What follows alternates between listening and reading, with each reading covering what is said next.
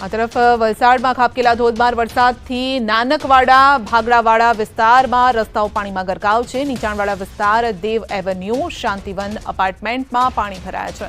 સ્થાનિકોને મોટી હાલાકીનો સામનો કરવાનો વારો આવ્યો છે। સોસાયટીની અંદર અને બહાર જતા લોકો પરેશાન છે। સોસાયટીમાં વીજ પુરવઠો પણ ખોરવાયો છે। વીજ કંપનીના કર્મચારીઓ પણ કામે લાગ્યા છે। તો વલસાડમાં ગઈકાલથી જ ભારે વરસાદ વરસી રહ્યો છે। નીચાણવાળા અનેક વિસ્તારો જળમગ્ન થઈ ગયા છે। જ્યાં જુઓ ત્યાં પાણીએ પહેરો જમાવ્યો છે। તો નાનકવાડા ભાગડાવાળા વિસ્તાર પાણીમાં ગરકાવ છે। રસ્તાઓમાં પણ પાણી ફરી વળ્યા છે। તો અંદર જવાનો જે રસ્તો છે તે જ કમરડૂબ પાણીની અંદર છે। આ અંગે વધુ અપડેટ મેળવીશું સંવાદદાતા ભરત પાસેથી। તો વલસાડમાં અનેક વિસ્તાર પાણીમાં ગરકાવ છે।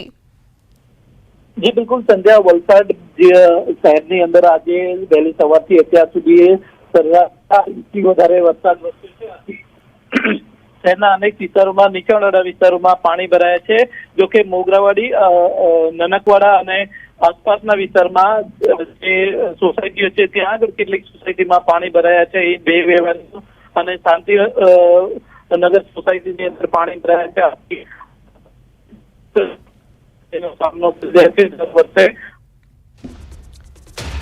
આપનો આભાર અમારી સાથે જોડાવા બદલ।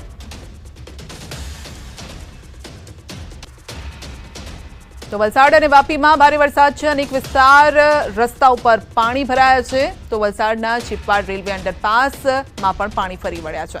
અંડરપાસના પાણીમાંથી પસાર થતા કાર ચાલક ફસાયો છે। તાત્કાલિક ટેમ્પોની મદદથી ફસાયેલી કારને બહાર કઢાઈ છે। વરસાદથી નીચાણવાળા રસ્તા ઉપર પાણી ભરાયા છે અને તંત્રની પ્રી મોન્સૂન કામગીરીની પોલ ખુલી છે।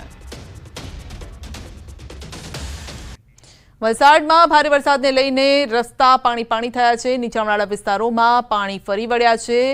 તો ડિપ્લોમા એન્જિનિયરિંગ કોલેજના માર્ગ પર પણ પાણી ભરાયું છે। કોલેજમાં અવરજવર કરવામાં વિદ્યાર્થીઓને હાલાકી નડી રહી છે।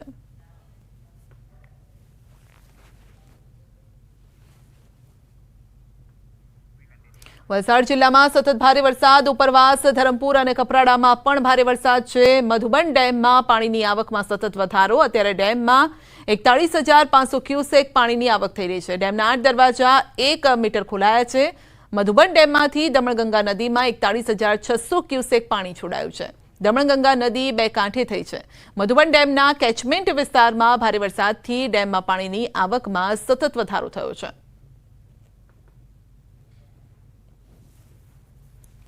તો બનાસકાંઠાના વડગામમાં ધોધમાર વરસાદ વરસતા ખેતરો પાણીથી તરબોળ થયા છે। વડગામમાં મંગળવારે રાત્રે 2 થી સવારે 8 વાગ્યા સુધી 7 ઇંચ વરસાદ ખાબક્યો છે। વડગામ પંથકમાં ખેતરો જળબંબાકાર થયા છે। હવામાન વિભાગની આગાહીને લઈને વરસી રહ્યો છે વરસાદ।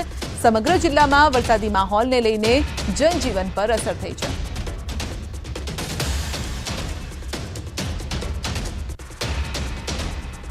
બનાસકાંઠાના મુખ્ય મથક પાલનપુરમાં પણ ધોધમાર વરસાદ ખાબક્યો છે। શહેરના વોર્ડ નંબર 11 ગણેશપુરાના આંબાવાડી વિસ્તારમાં પાણી ફરી વળ્યા છે।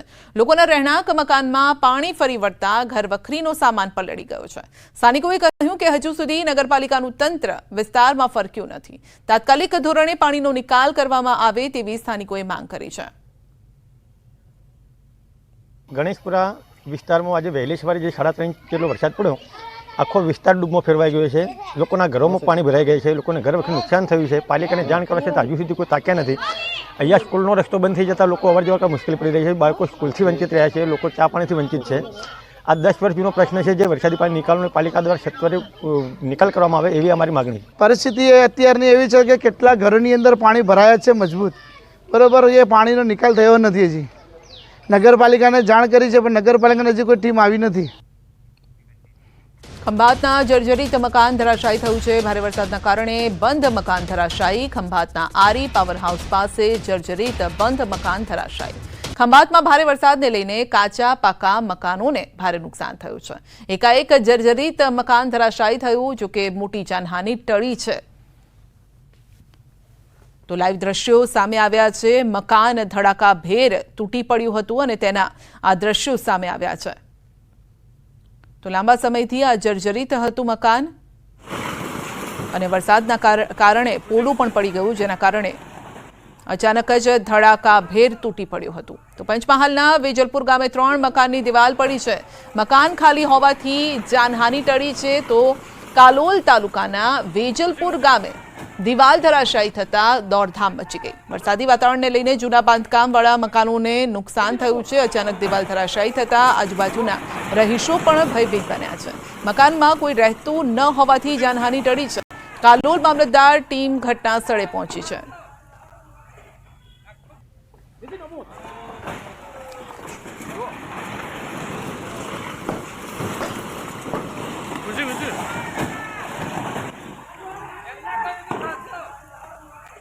તો સાબર ડેરીના ચેરમેનની ચૂંટણી મામલે હાઈકોર્ટનો ચુકાદો. આગામી 3 સપ્તાહમાં સાબર ડેરીમાં ચૂંટણી કરવા નિર્દેશ.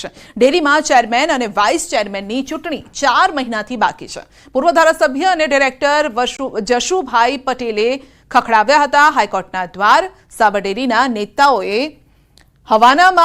હવનમાં હાડકા નાખવાનું કામ કર્યું હોવાનો પણ જશુભાઈનો આક્ષેપ છે. તો નેતાઓએ અંગત સ્વાર્થમાં પશુપાલકોને મોડો ભાવ ફેર આપ્યો છે તેવું જશુભાઈનું કહેવું છે. નામદાર હાઈકોર્ટે હુકમ કરી જે લોકો હવનમાં હાડકો નાખવા વાળા હતા તે એમની મહેલી મુરાદ બદ ન આવી અને 20 દિવસ 25 દિવસ પહેલો ચૂંટણીની કાર્યવાહી પૂરી કરવાના હુકમો નામદાર કોર્ટે આપ્યા. લોકોમાં આનંદ છે આજે કે એમની જીવાદોરી છે એ ફરી જીવંત થઈ. આણંદ જિલ્લામાં પડેલા ભારે વરસાદે તારાજી સર્જી છે. તાજેતરમાં સોજિત્રા તાલુકામાં પડેલ વરસાદના કારણે તેમજ ઉપરવાસનું ડાકોર કાંસનું પાણી છોડાતા ખેડૂતોને વ્યાપક પ્રમાણમાં નુકસાન થયું છે. તેના કારણે સોજિત્રા તાલુકા તેમજ અન્ય ગામોમાં ડાંગરનો પાક પાણીમાં ગરકાવ થઈ ગયો છે. ખેડૂતોના હાલ બેહાલ થયા છે. કેટલાક કાચા મકાનોની દિવાલ પણ ધરાશાયી થઈ છે. પશુઓના ઘાસચારામાં પણ વરસાદી પાણી ફરી વળ્યા છે, જેને લઈને તમામ પીડિત લોકો સરકાર પાસે આર્થિક સહાયની અપેક્ષા કરી રહ્યા છે. સોજિત્રા તાલુકાના આજુબાજુના ગામડાઓમાં 22 ઇંચ વરસાદ પડવાથી ખેતીને ઘણું બધું નુકસાન થયેલ છે અને તદુપરાંત ડાકોરના જે કાંસનું જે પાણી આવ્યું છે એનાથી જનજીવન ખોરિત થઈ ગયું છે. અમારે સરકારને એવી નમ્ર વિનંતી કે જો અમને કંઈક સરકાર તરફથી મદદ મળે તો ખેડૂત ઊભો થાય. જે ડાકોર વાળો કાંસનું પાણી છોડે છે તેથી ડાંગરો બધી ડૂબી જાય છે અને મારું ઘર પણ પડી ગયું છે. તેથી સરકાર પાસે વિનંતી છે સરકારને કે અમારી મદદ કરે. દાહોદ જિલ્લામાં વરસેલા ધોધમાર વરસાદે ખેડૂતોને પાયમાલ કર્યા છે. ડાંગર, મકાઈ, સોયાબીન, રીંગણ સહિતના પાકોને નુકસાન થયું છે. ઝાલોદ તાલુકામાંથી પસાર થતા દિલ્હી મુંબઈ કોરિડોરના કારણે 14 ગામના ખેડૂતોને નુકસાન થયું છે અને